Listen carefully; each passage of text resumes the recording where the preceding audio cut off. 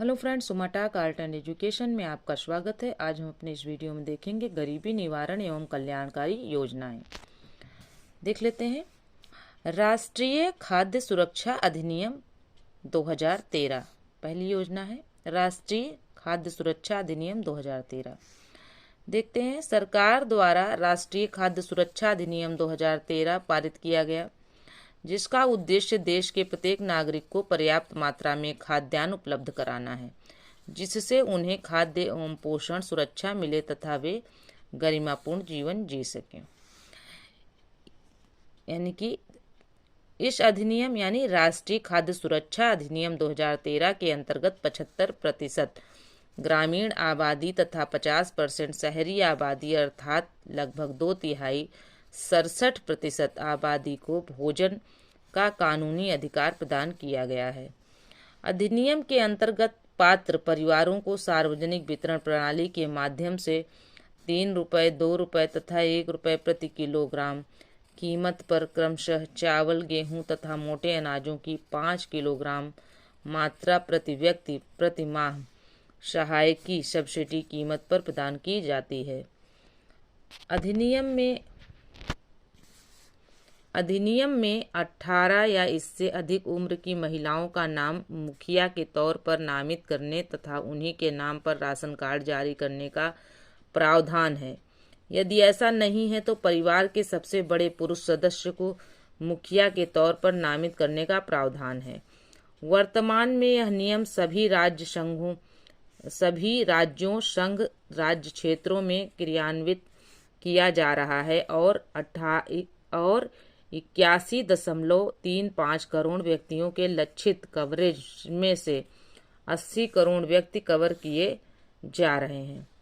अंत्योदय अन्न योजना दूसरा है। अंत्योदय अन्न योजना इस योजना के यानी अंत्योदय अन्न योजना की शुरुआत 25 दिसंबर 2000 को 1 करोड़ अति निर्धन परिवारों को रियायती दर पर खाद्यान्न उपलब्ध कराने के उद्देश्य से की गई थी। धातव्य मतलब ज्ञात है कि अंत्योदय अन्न योजना के प्रारंभ में प्रति परिवार प्रति माह 25 किलोग्राम खाद्यान्न का आवंटन किया जाता था, परंतु 1 अप्रैल 2002 से बढ़ाकर इसे प्रति परिवार प्रति माह 35 किलोग्राम कर दिया गया है। वर्तमान में इस योजना के तहत भारत के 2.5 करोड़ गरीब अर्थात गरीबी रेखा से नीचे का 38% परिवारों को प्रति माह 35 किलोग्राम अनाज रियायती दर चावल एवं गेहूं क्रमशः 3 रुपये तथा 2 रुपये पर उपलब्ध कराया जा रहा है। धातव्य है यानी ज्ञात है कि 3 जून 2009 को अंत्योदय अन्न योजना के अंतर्गत परिवारों की पहचान हेतु मापदंडों में संशोधन किया गया। वर्तमान में इसके अंतर्गत सभी बीपीएल परिवारों के HIV पॉजिटिव व्यक्तियों को भी शामिल किया गया है।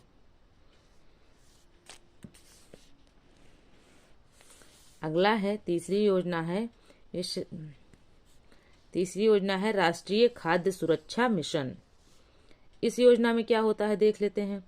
राष्ट्रीय विकास परिषद ने 29 मई 2007 को आयोजित 53वीं बैठक में आयोजित 53वीं बैठक में खाद्य सुरक्षा मिशन शुरू करने के लिए एक प्रस्ताव पारित किया था, जिसके तहत राष्ट्रीय खाद्य सुरक्षा mission national food security mission NFSM अक्टूबर 2007 में प्रारंभ किया गया। कब प्रारंभ किया गया? अक्टूबर 2007 में इसको प्रारंभ किया गया। किसको? नेशनल फूड सिक्योरिटी मिशन को। अब नेशनल फूड सिक्योरिटी मिशन योजना का मुख्य उद्देश्य राष्ट्र में खाद्य सुरक्षा सुनिश्चित करने के लिए गेहूं, चावल, मोटे अनाजों तथा दालों तथा वाणिज्यिक फसलों के उत्पादन को बढ़ाना है।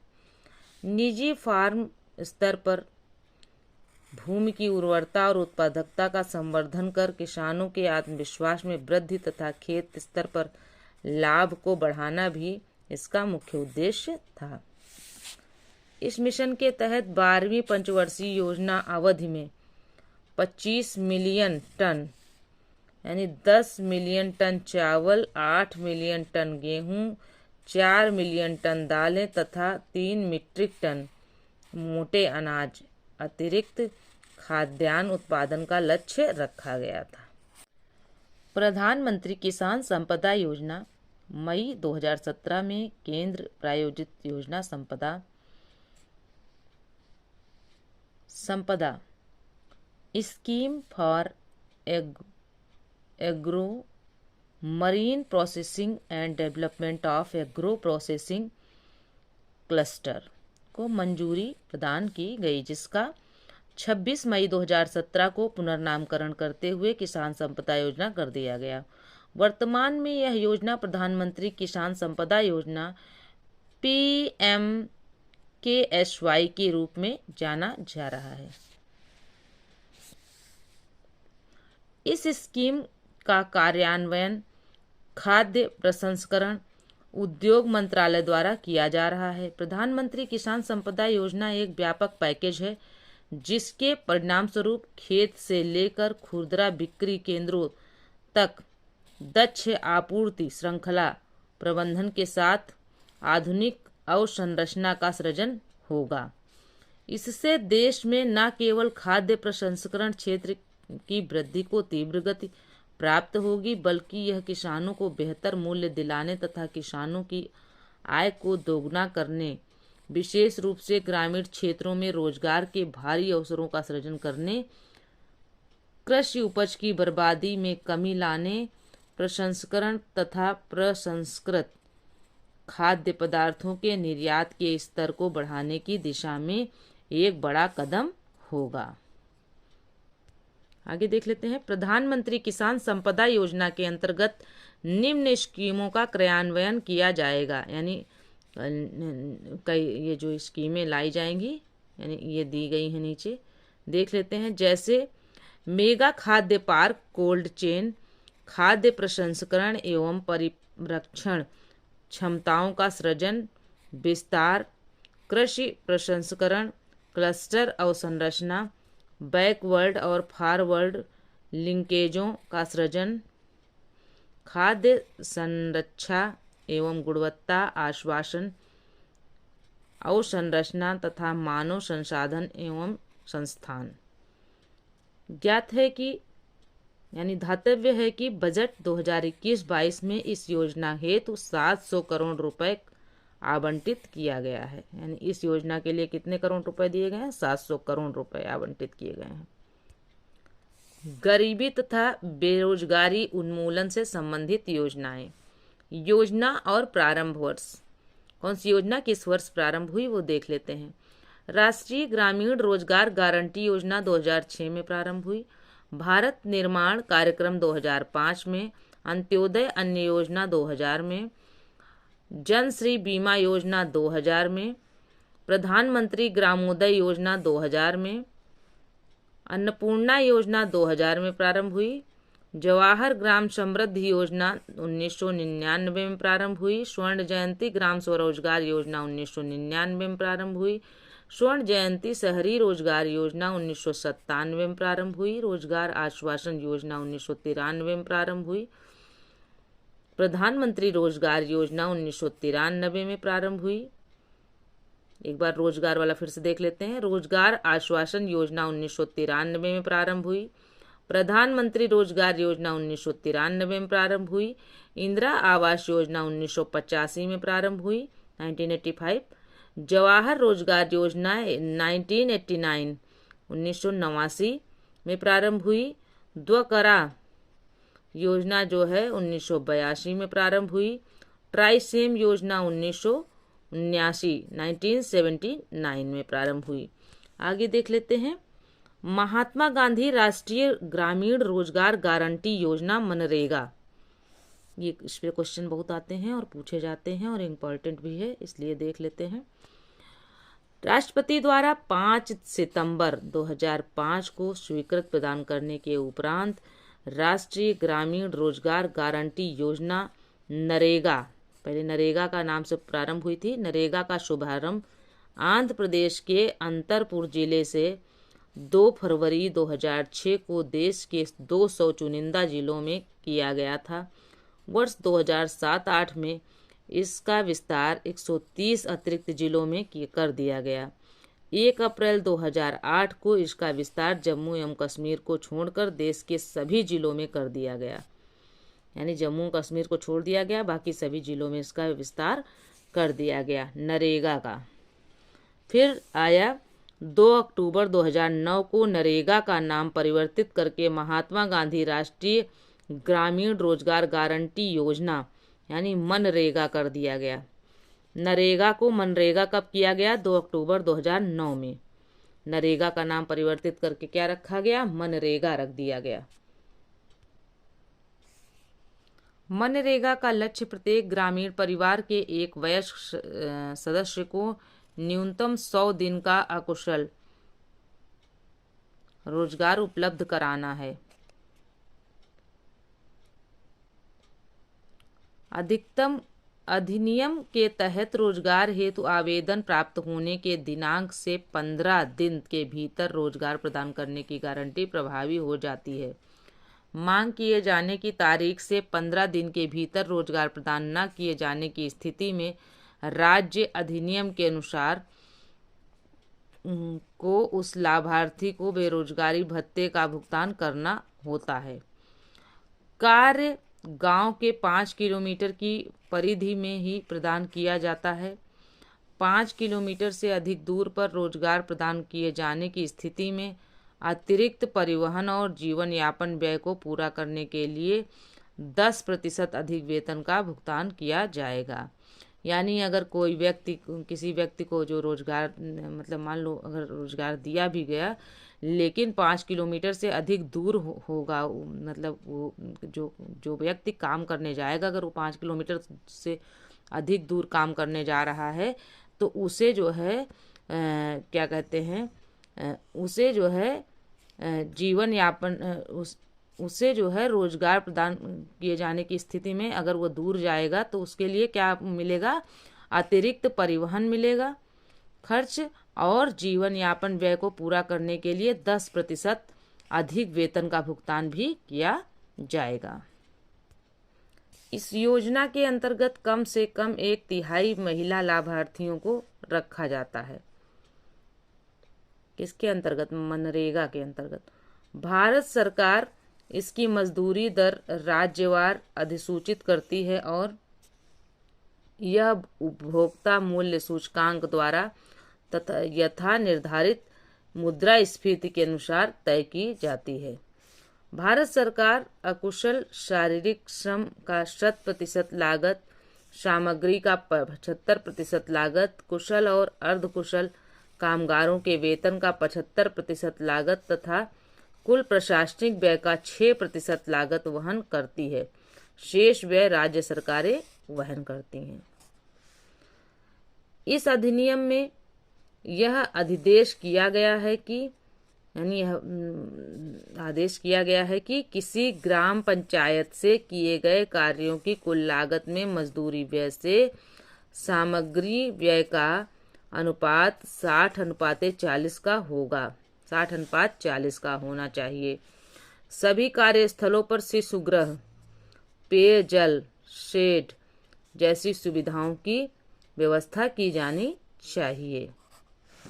ध्यातव्य है कि वित्तीय वर्ष 2021-22 के लिए मनरेगा हेतु 73,000 करोड़ रुपए आवंटित किए गए हैं। आगे देख लेते हैं अगली योजना कौन सी है? दीनदयाल अंत्योदय योजना ग्रामीण क्षेत्रों के लिए। 1 मिनट देखते हैं दीनदयाल अंत्योदय योजना ग्रामीण क्षेत्रों के लिए। देश के ग्रामीण क्षेत्रों में गरीबी रेखा के नीचे रहने वाले बीपीएल परिवारों के लिए स्वरोजगार उन्मुख एवं आयजनक गतिविधियों को बढ़ावा देने के लिए उद्देश्य से वर्ष 1999 में स्वर्ण जयंती ग्राम रोजगार योजना SGSY क्रियान्वित की जा रही थी। स्वर्ण जयंती ग्रामीण स्वरोजगार योजना की कमियों को दूर करते हुए इस इसका पुनर्गठन राष्ट्रीय ग्रामीण आजीविका मिशन के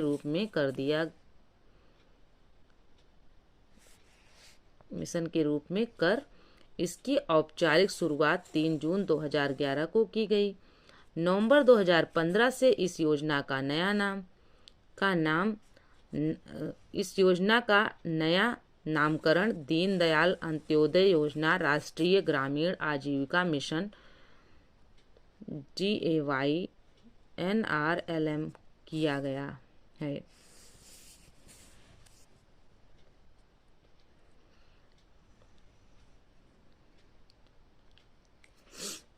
आगे देख लेते हैं फ्रेंड्स। DAY यानी NRLM का उद्देश्य गरीबी को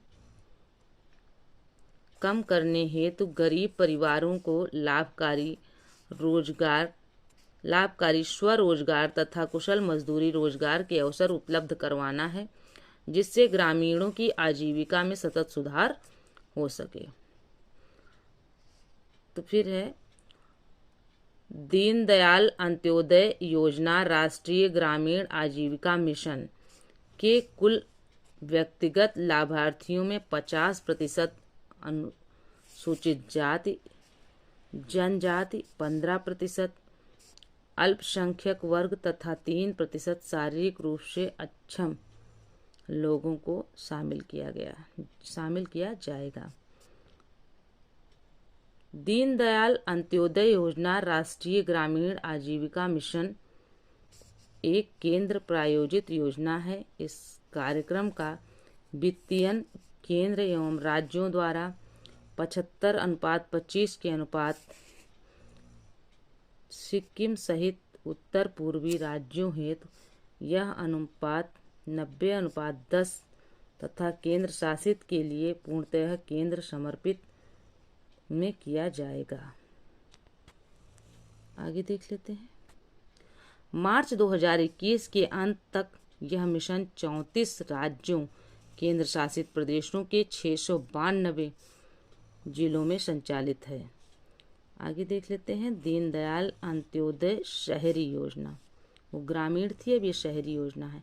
स्वरोजगार एवं कौशल विकास की रणनीति के साथ 23 सितंबर 2013 को स्वर्ण जयंती शहरी रोजगार योजना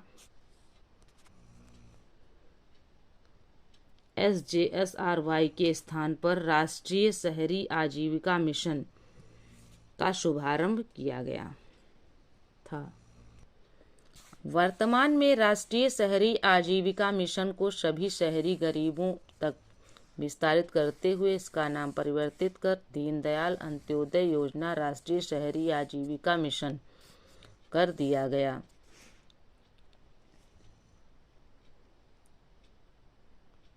दीनदयाल अंत्योदय योजना राष्ट्रीय शहरी आजीविका मिशन का कार्यान्वयन आवास एवं शहरी गरीबी उपशमन मंत्रालय द्वारा किया जा रहा है। फिर है दीनदयाल अंत्योदय योजना राष्ट्रीय शहरी आजीविका मिशन का उद्देश्य शहरों में लाभोन्मुख स्वरोजगार एवं कौशल आधारित रोजगारों के अवसरों को बढ़ावा देकर शहरी गरीब परिवारों की गरीबी एवं उनकी सुभेद्यता यानी उपेक्षिता को दूर करना है, जिससे वे संपन्न एवं सम्मानपूर्वक जीवन व्यतीत कर सकें। 12वीं पंचवर्षीय योजना में 12वीं पंचवर्षीय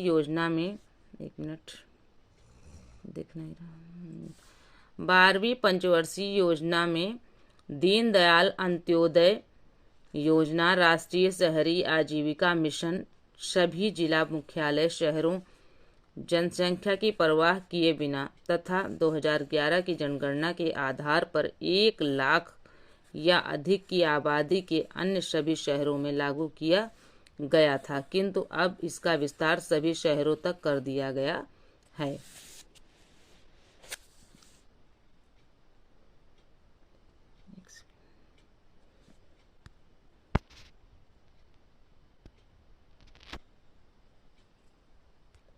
दीनदयाल अंत्योदय योजना राष्ट्रीय शहरी आजीविका मिशन में वित्तीयन की साझेदारी केंद्र तथा राज्यों के मध्य 60:40 के अनुपात में होगी। पूर्वोत्तर राज्यों तथा विशेष श्रेणी के राज्यों हेतु यह अनुपात 90:10 होगी। वित्तीय वर्ष 2021-22 में इस योजना के लिए 397.50 करोड़ रुपए आवंटित किए गए हैं। अब है स्टार्टअप इंडिया। स्टार्टअप इंडिया देश के युवाओं को स्वरोजगार हेतु प्रोत्साहन तथा नव उद्यमों की स्थापना के माध्यम से रोजगार के अवसर प्रदान करने हेतु प्रधानमंत्री ने 15 अगस्त 2015 को एक अति महत्वाकांक्षी योजना स्टार्टअप इंडिया की घोषणा की थी। इसका शुभारंभ 16 जनवरी 2016 को प्रधानमंत्री नरेंद्र मोदी द्वारा किया गया। भारत के ग्रामीण क्षेत्रों हेतु स्टार्टअप इंडिया अभियान का नाम दीन दयाल उपाध्याय स्वनियोजन योजना रखा गया। क्या नाम रखा गया, फिर से देख लेते हैं। भारत के ग्रामीण क्षेत्रों हेतु स्टार्टअप इंडिया अभियान का नाम क्या रखा गया? दीन दयाल उपाध्याय स्वनियोजन योजना रखा गया। इस योजना के 2 प्रमुख लक्ष्य थे। स्टार्टअप का डिजिटल तकनीकी क्षेत्र से आगे बढ़कर बृहद क्षेत्रों जैसे कृषि, विनिर्माण, सामाजिक क्षेत्र, स्वास्थ्य, शिक्षा आदि तक विस्तार। वर्तमान के टियर 1 से टियर 2 तथा टियर 3 शहरों की ओर फोकस, जिसमें उपशहरी तथा ग्रामीण क्षेत्र भी शामिल हैं। 8 जनवरी 2020 की स्थिति के अनुसार 551 जिलों में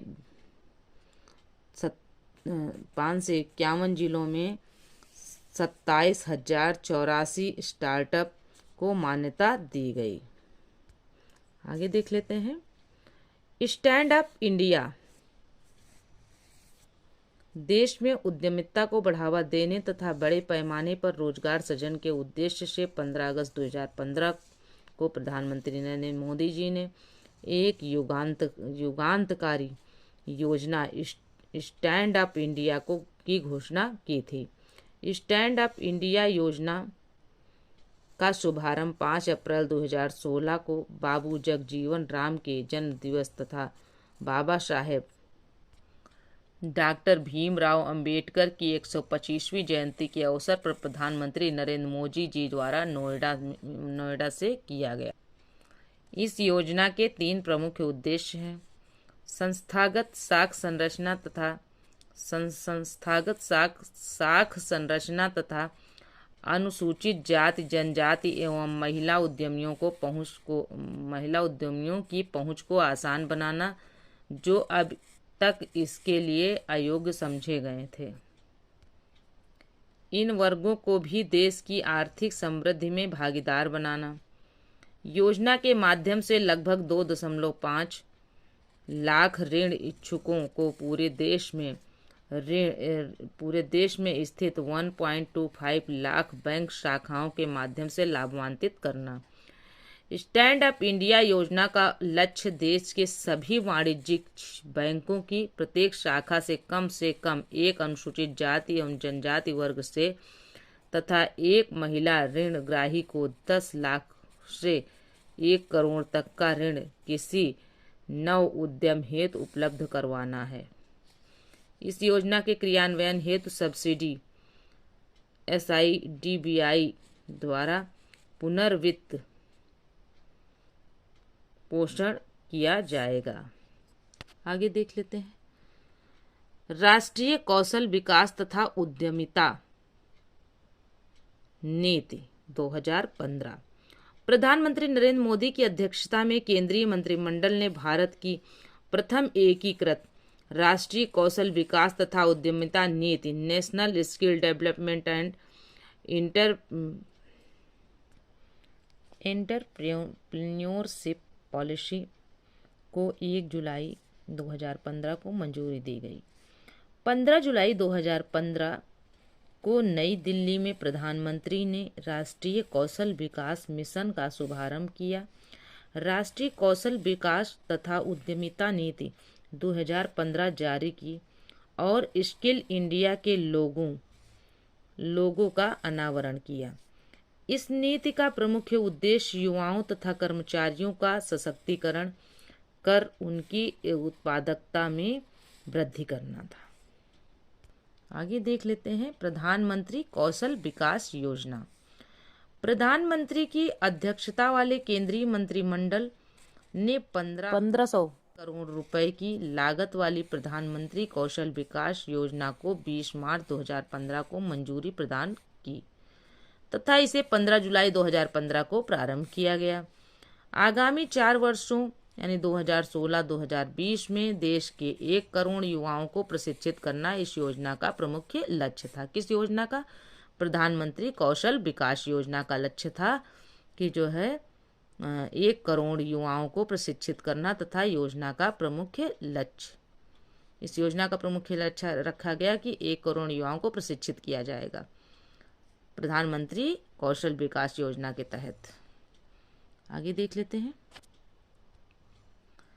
इस योजना का कार्यान्वयन कौशल विकास एवं उद्यमिता मंत्रालय के अधीन राष्ट्रीय कौशल विकास निगम द्वारा किया जा रहा है। अगला देख लेते हैं प्रधानमंत्री सुरक्षा बीमा योजना।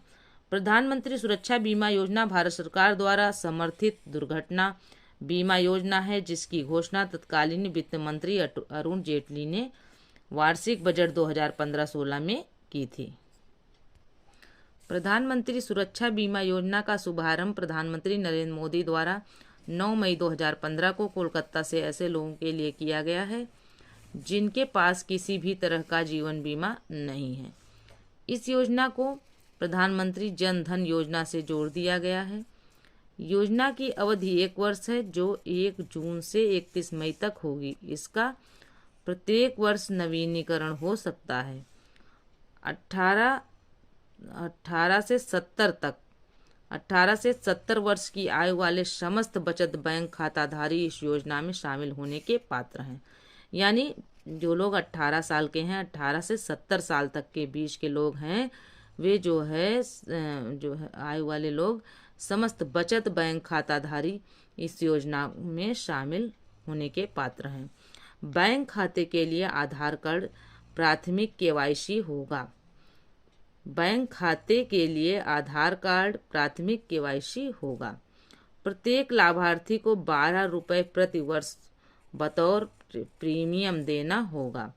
दुर्घटना में मृत्यु अथवा पूर्ण अपंगता पर 2 लाख रुपए, जबकि आंशिक अपंगता की स्थिति में लाभार्थी को 1 लाख रुपए। यानी अगर किसी व्यक्ति को जो है दुर्घटना हो गई और वो पूर्ण अपंगता में है तो उसको 2 लाख रुपए मिलेगा। अगर उसको थोड़ा बहुत जो है अपंग हुआ है तो उसको जो है 1 लाख रुपए मिलेगा। आगे देख लेते हैं। अगला है प्रधानमंत्री जीवन ज्योति बीमा योजना। अगली योजना है प्रधानमंत्री जीवन ज्योति बीमा योजना। प्रधानमंत्री जीवन ज्योति बीमा योजना मूल रूप से एक जीवन बीमा पॉलिसी है जिसका सालाना आधार पर या लंबी अवधि के लिए नवीनीकरण किया जा सकता है। प्रधानमंत्री जीवन ज्योति बीमा योजना के तहत पॉलिसी धारक की मृत्यु होने पर उसे जीवन बीमा कवरेज उपलब्ध कराया जाएगा। यानी उसकी मृत्यु हो जाती है तो उसे जीवन बीमा कवरेज उपलब्ध कराया जाएगा। प्रधानमंत्री नरेंद्र मोदी द्वारा 9 मई 2015 को इस योजना का शुभारंभ किया गया। यानी कौन सी योजना का? प्रधानमंत्री जीवन ज्योति बीमा योजना का शुभारंभ कब किया गया? 9 मई 2015 को किया गया। प्रधानमंत्री जीवन ज्योति बीमा योजना का उद्देश्य जीवन बीमा को बढ़ावा देने के साथ साथ पॉलिसी धारक की मृत्यु होने पर उसके परिवार को आर्थिक सहायता प्रदान करना है। प्रधानमंत्री जीवन ज्योति बीमा योजना 18 से 50 वर्ष आयु वर्ग के व्यक्तियों को उपलब्ध कराई जाती है। इस बीमा योजना का लाभ प्राप्त करने हेतु तो संबंधित व्यक्तियों का बैंक खाता होना चाहिए। यदि किसी व्यक्ति के 1 से अधिक बचत खाते उसी बैंक या अन्य बैंकों में हैं तो वह सिर्फ एक ही खाते से इस योजना से जुड़ सकता है। लाभार्थी को बीमा योजना के तहत सालाना 330 रुपये का भुगतान करना होगा। यह राशि प्रतिवर्ष बीमा धारक के बैंक खाते से काट ली जाएगी। इस राशि की कटौती उसी बैंक से होगी जहां यह बीमा शुरू होगी। प्रधानमंत्री जीवन ज्योति बीमा योजना में जोखिम कवरेज 2 लाख रुपए का है। पॉलिसी धारक की उम्र 55 वर्ष पूरी होने पर पॉलिसी समाप्त हो जाएगी। अगली योजना है राष्ट्रीय स्वास्थ्य बीमा योजना। राष्ट्रीय स्वास्थ्य बीमा योजना 1 अप्रैल 2008 से श्रम एवं रोजगार मंत्रालय, भारत सरकार द्वारा गरीबी रेखा से नीचे रहने वाले परिवारों को स्वास्थ्य बीमा कवर प्रदान करने हेतु प्रारंभ की गई थी। 1 अप्रैल 2015 से इसका कार्यान्वयन स्वास्थ्य एवं परिवार कल्याण मंत्रालय द्वारा किया जा रहा है। राष्ट्रीय स्वास्थ्य बीमा योजना के 2 प्रमुख उद्देश्य। पहला उद्देश्य है स्वास्थ्य आघातों से उत्पन्न वित्तीय देयताओं से सुरक्षा प्रदान करना।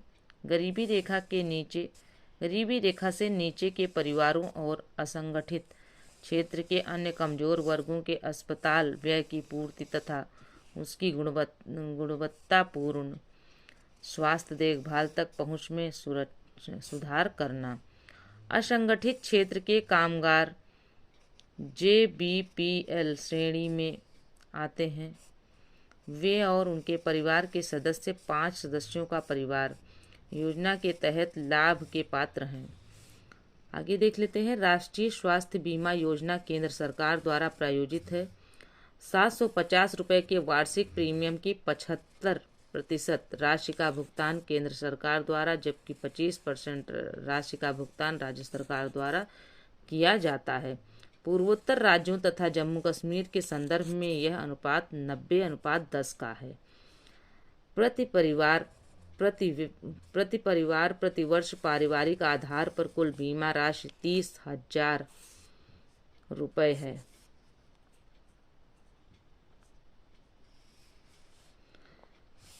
सभी शामिल बीमारियों के लिए नकद रहित कैशलेस उपचार का प्रावधान है। आगे देखते हैं अटल पेंशन योजना APY। अटल पेंशन योजना APY असंगठित क्षेत्र के कामगारों के लिए एक अति महत्वाकांक्षी सामाजिक सुरक्षा योजना है, जिसकी घोषणा वित्त मंत्री अरुण जेटली ने वर्ष 2015-16 के आम बजट में किया था। प्रधानमंत्री ने 9 मई 2015 को इस योजना की औपचारिक घोषणा कोलकाता में की। अटल पेंशन योजना 1 जून 2015 को लागू हुई तथा इसने पूर्व की स्वावलंबन योजना का स्थान ग्रहण कर लिया। सभी बैंक खाता धारक जिनकी आयु 18 से 40 वर्ष है अटल पेंशन योजना के पात्र हैं। यानी वे सभी व्यक्ति जिनकी आयु क्या है 18 से 40 वर्ष की है, वे सब अटल पेंशन योजना का लाभ उठा सकते हैं। किसी सांविधिक सामाजिक सुरक्षा योजना के सदस्य तथा आयकर दाता इस योजना के तहत अपात्र हैं। यानी जैसे कि सांविधिक सामाजिक सुरक्षा योजना के तहत योजना के सदस्य तथा आयकर दाता जो आय दे रहे हैं, मतलब आयकर दे रहे हैं, वो इसके पात्र नहीं है। अटल पेंशन योजना के अंतर्गत पेंशन प्रारंभ होने की आयु 60 वर्ष होगी। अटल पेंशन योजना के अंतर्गत लाभार्थी की मृत्यु के पश्चात उसके जीवन साथी को पेंशन मिलेगी।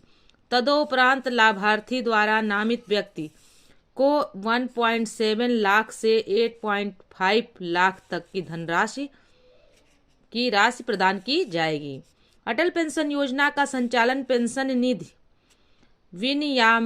विनियामकीय तथा विकास प्राधिकरण PFRDA द्वारा किया जाता है। तात्पर्य है यानी ज्ञात है कि वित्तीय वर्ष 2021-22 में इस योजना हेतु 153 करोड़ रुपए आवंटित किए गए हैं।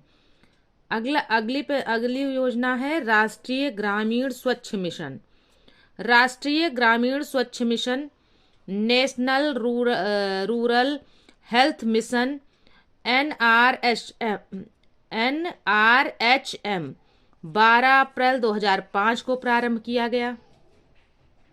यानी राष्ट्रीय ग्रामीण स्वास्थ्य मिशन कब शुरू किया गया? 12 अप्रैल 2005 को प्रारंभ की गई ये योजना। राष्ट्रीय ग्रामीण स्वास्थ्य मिशन विशेष रूप से गरीबों, फिर से देख लेते हैं, राष्ट्रीय ग्रामीण स्वास्थ्य मिशन विशेष रूप से ग्रामीण गरीबों तथा कमजोर वर्ग के लोगों को स्वास्थ्य सुविधाएं सुनिश्चित कराने से संबंधित है। राष्ट्रीय ग्रामीण स्वास्थ्य मिशन सेवा में लगी प्रशिक्षित आशा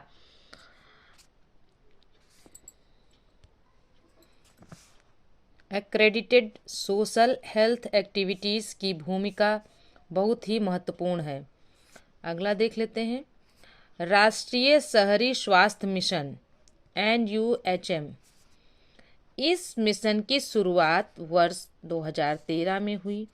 इसका लक्ष्य सुलभ, वहनीय एवं गुणवत्तापूर्ण स्वास्थ्य देखभाल सेवाओं की व्यापक सुलभता प्रदान करना।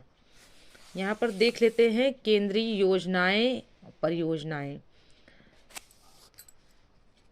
परियोजनाएं लागू होने की तिथि। प्रधानमंत्री किसान सम्मान निधि योजना 24 फरवरी 2019 से लागू हुई। कुसुम योजना 8 मार्च 2019। फिर है निर्वाचन बांड योजना 2 जनवरी 2018। फिर है जलमार्ग विकास योजना 3 जनवरी 2018। राष्ट्रीय पोषण मिशन 8 मार्च 2018। प्रधानमंत्री मातृ वंदन योजना 1 जनवरी 2017। प्रवासी कौशल विकास योजना 8 जनवरी 2017। राष्ट्रीय वयोश्री योजना 1 अप्रैल 2017। दरवाजा बंद अभियान 30 मई 2017। प्रधानमंत्री वय वंदन योजना 21 जुलाई 2017। स्टार्टअप इंडिया 16 जनवरी 2016। ई नेशनल एग्रीकल्चर मार्केट ई नाम 14 अप्रैल 2016। प्रधानमंत्री उज्ज्वला योजना 1 मई 2016। प्रधानमंत्री रोजगार प्रोत्साहन योजना 9 अगस्त 2016 को शुरू हुई। प्रधानमंत्री युवा योजना 9 नवंबर 2016 से प्रारंभ हुई। सुकन्या समृद्धि योजना 22 जनवरी 2015 से प्रारंभ हुई। प्रधानमंत्री मुद्रा योजना 8 अप्रैल 2015 से प्रारंभ हुई। अटल पेंशन योजना 9 मई 2015 से प्रारंभ हुई। प्रधानमंत्री कौशल विकास योजना 15 जुलाई 2015 से प्रारंभ हुई। आगे देख लेते हैं, अगला है स्वच्छ भारत मिशन। इस मिशन की शुरुआत यानी स्वच्छ भारत मिशन की शुरुआत 2 अक्टूबर 2014 को हुई। स्वच्छ भारत मिशन का लक्ष्य सभी ग्रामीण परिवारों को शौचालय की सुविधा प्रदान करते हुए 2 अक्टूबर 2019 तक भारत को खुले में शौच से मुक्त करना था। आगे देख लेते हैं इंद्रधनुष मिशन। इंद्रधनुष 25 दिसंबर 2014 को केंद्रीय स्वास्थ्य एवं परिवार कल्याण मंत्रालय ने बच्चों एवं गर्भवती महिलाओं के टीकाकरण हेतु मिशन इंद्रधनुष का शुभारंभ किया। मिशन इंद्रधनुष का शुभारंभ किया, ये किसके लिए किया? बच्चों एवं गर्भवती महिलाओं के टीकाकरण हेतु। मिशन इंद्रधनुष देश भर में उच्च टीकाकरण सुनिश्चित करने के लिए राष्ट्रीय टीकाकरण कार्यक्रम है। मिशन इंद्रधनुष में उन जिलों पर विशेष ध्यान दिया जाएगा जहां टीकाकरण कम हुआ है। मिशन इंद्रधनुष का प्रमुख लक्ष्य भारत में सभी बच्चों 2 वर्ष तक तथा गर्भवती महिलाओं को ऐसी बीमारियों से सुरक्षित करना जिनसे बचाव संभव है। मिशन इंद्रधनुष के तहत लगने वाले 7 टीके इस प्रकार हैं। पहला है डिप्थीरिया, दूसरा काली खांसी, तीसरा टिटनस का, चौथा क्षय रोग का, 5वां पोलियो का, छठा हेपेटाइटिस बी का, 7वां खसरे का। ये सातों टीकों के मतलब एक साथ लिया गया है, इसलिए इसका नाम रखा गया मिशन इंद्रधनुष। इंद्रधनुष में 7 रंग होते हैं, तो इसमें 7 टीकों को शामिल किया गया है, इसलिए इसका नाम रखा गया मिशन इंद्रधनुष। इसके अतिरिक्त चयनित राज्यों में जापानी encephalitis, haemophilus influenza type B के टीके भी लगाए जाएंगे। आगे देख लेते हैं। मिशन के पहले चरण का कार्यान्वयन 7 अप्रैल 2015 को प्रारंभ हो गया था। अगस्त 2017 तक इस मिशन के 4 चरणों का आयोजन किया जा चुका है तथा 2.53 करोड़ से अधिक बच्चे एवं 68 लाख गर्भवती महिलाओं को टीका लगाया गया है। सर्वोच्च प्राथमिकता वाले 6 राज्य राजस्थान, मध्य प्रदेश, उत्तर प्रदेश, बिहार, पश्चिम बंगाल और झारखंड हैं। यानी सबसे पहले इनको प्रधानता दी, मतलब इन सर्वोच्च प्राथमिकता किसको दी गई? 6 बड़े राज्यों को। 6 राज्य हैं, कौन कौन से? राजस्थान, मध्य प्रदेश, उत्तर प्रदेश, बिहार, पश्चिम बंगाल और झारखंड। आगे देख लेते हैं। राष्ट्रीय बाल स्वास्थ्य कार्यक्रम। राष्ट्रीय बाल स्वास्थ्य कार्यक्रम बच्चों की स्वास्थ्य संबंधी समस्याओं के निराकरण के लिए 6 फरवरी 2013 को महाराष्ट्र के ठाणे जिले के जनजातीय ब्लॉक पालघर से राष्ट्रीय बाल स्वास्थ्य कार्यक्रम शुरू किया गया। राष्ट्रीय बाल स्वास्थ्य कार्यक्रम कहाँ शुरू किया गया था? महाराष्ट्र के ठाणे जिले के जनजातीय ब्लॉक पालघर से शुरू किया गया था राष्ट्रीय बाल स्वास्थ्य कार्यक्रम। और ये कब प्रारंभ हुआ? 6 फरवरी 2013 को। राष्ट्रीय बाल स्वास्थ्य कार्यक्रम भारत के स्वास्थ्य एवं परिवार कल्याण मंत्रालय के राष्ट्रीय ग्रामीण स्वास्थ्य मिशन NRHM के तहत एक पहल के रूप में शुरू किया गया है। राष्ट्रीय बाल स्वास्थ्य कार्यक्रम 4 प्रकार की कमियों को लक्षित करता है। पहला, जन्मजात विकृति, दूसरा अल्पता, तीसरा रोग, चौथा विकास में विलंब तथा विकलांगता, डेवलपमेंट डिलेज एंड डिसेबिलिटीज। इसके तहत 0 से 6 वर्ष की आयु वर्ग के सभी बच्चों, ग्रामीण एवं शहरी तथा 1 से 12वीं कक्षा में नामांकित समस्त छात्र छात्राएं लाभान्वित होंगे। प्रधानमंत्री भारतीय जन औषधि योजना PMBJP। प्रधानमंत्री नरेंद्र मोदी द्वारा जन औषधि योजना की घोषणा 21 जुलाई 2015 को की गई। इस योजना के अंतर्गत भारत सरकार द्वारा उच्च गुणवत्ता वाली जेनेरिक दवाइयाँ बाजार मूल्य से कम दाम पर प्रदान की जाएंगी। यह पहल फार्मास्यूटिकल्स विभाग द्वारा शुरू की गई। योजना के तहत सरकार आम नागरिकों को बाजार मूल्य से 60 से 70% कम कीमत पर दवाइयाँ उपलब्ध कराने के उद्देश्य से पूरे देश में 6300 से अधिक जन औषधि केंद्र स्थापित किया है। आगे देख लेते हैं। आगे है 22वां, मलेरिया उन्मूलन हेतु राष्ट्रीय रूपरेखा। 11 फरवरी 2016 को केंद्रीय स्वास्थ्य एवं परिवार कल्याण मंत्री JP नड्डा ने राष्ट्रीय मलेरिया उन्मूलन रूपरेखा 2016 से 2030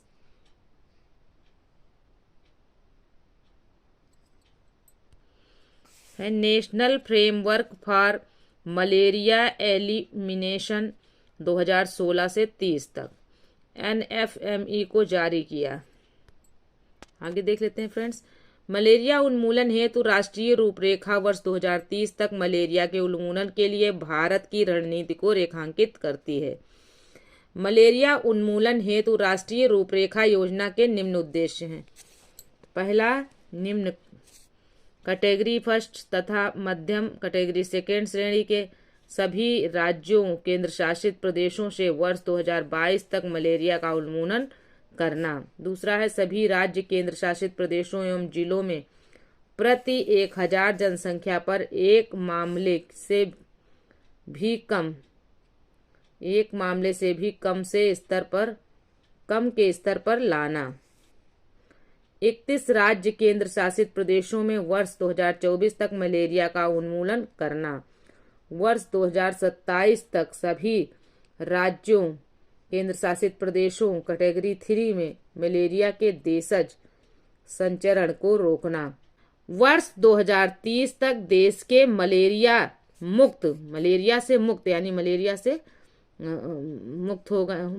से मुक्त दर्जे को बरकरार रखना। जो कुछ क्वेश्चंस हैं उनको देख लेते हैं। फ्रेंड्स, लास्ट क्वेश्चन से चलते हैं क्योंकि आगे भी काफ़ी क्वेश्चन छूट गए हैं, तो उनको मैंने सोचा था कि लास्ट में मैं बोलूँगी। प्रधानमंत्री भारतीय जन औषधि योजना की घोषणा कब की गई थी? तो कब की गई थी? 21 जुलाई 2015 को।